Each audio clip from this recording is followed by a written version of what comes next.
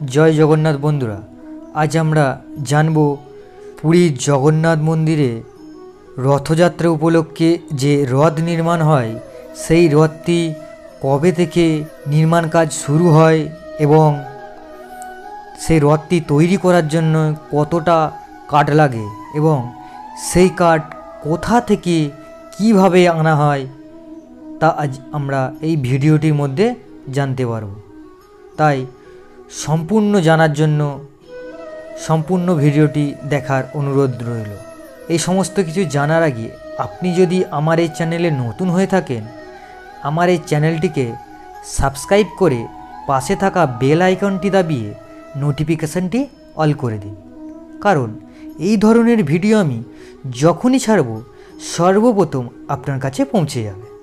প্রথমেই আমরা জেনে নিই পুরীর জগন্নাথ মন্দিরে রথযাত্রা উপলক্ষে যে 3টি রথ নির্মাণ হয়, সেই রথ নির্মাণের কাজ শুরু হয় অক্ষয় তৃতীয়ার দিন থেকে। ইতিমধ্যেই রথ তৈরির জন্য 5 ফুট লম্বা কাঠের টুকরো পৌঁছতে শুরু করেছে মন্দিরে।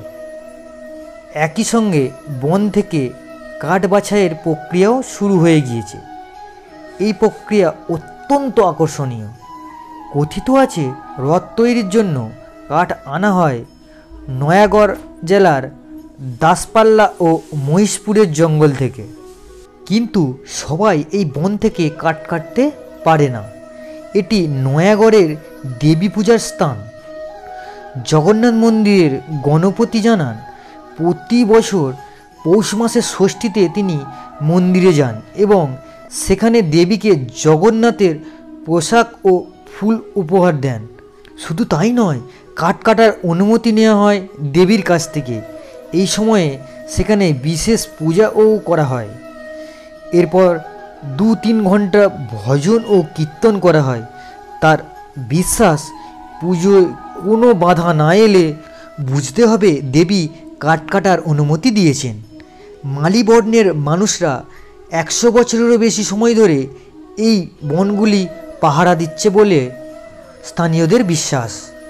গাছ কাটার সময় সকল সদস্য সঠিক যে গাছের সামনে মাথা নত করে এবং এটি কাটার জন্য ক্ষমা প্রার্থনা করে। গজপতি আরও জানান, এটা বিশ্বাস করা হয় পূর্বপুরুষরা হাজার হাজার বছর ধরে এই গাছগুলি পাহারা দিয়েছেন। আর রথযাত্রার শেষে জগন্নাথ, বলরাম এবং সুভদ্রার 3টি রথের কাঠ পুরীর জগন্নাথ ধামের রান্নাঘরে রাখা হয়। এগুলি পুড়িয়ে সারা বছর ভগবানের মহাপ্রসাদ তৈরি করা হয়। প্রতি বছর ভগবান জগন্নাথ, দেবী সুভদ্রা এবং ভগবান বলভদ্রের জন্য 3টি পৃথক রথ তৈরি করা হয়। মোট 865টি কাঠের টুকরো দিয়ে এই রথ তৈরি হয়, কিন্তু এবার মাত্র 812টি কাঠের টুকরো ব্যবহার করা হবে বলে জানা যাচ্ছে। বলা হচ্ছে গত বছর 53 পিস সংরক্ষিত করা হয়েছে কাঠ, ফলে আলাদা করে বাড়তি কাঠের প্রয়োজন হবে না।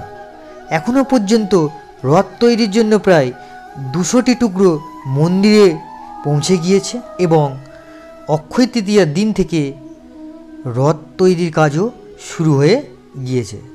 আমার এই ভিডিওটি যদি ভালো লেগে থাকে তাহলে সকল বন্ধুদের সাথে শেয়ার করে দিন এবং আপনি যদি জগন্নাথে ভক্ত হয়ে থাকেন তাহলে কমেন্টে জয় জগন্নাথ লিখতে ভুলবেন না।